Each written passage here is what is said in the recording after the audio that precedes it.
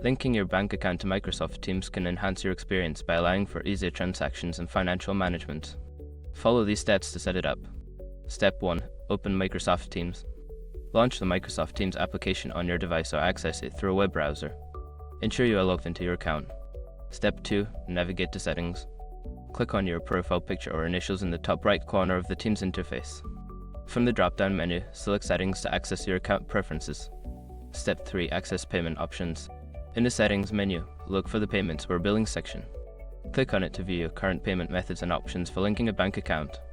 Step 4. Add bank account. Select the option to add a new payment method. Choose bank account from the available options. You will be prompted to enter your bank account details, including the account number and routing number. Step 5. Confirm and save.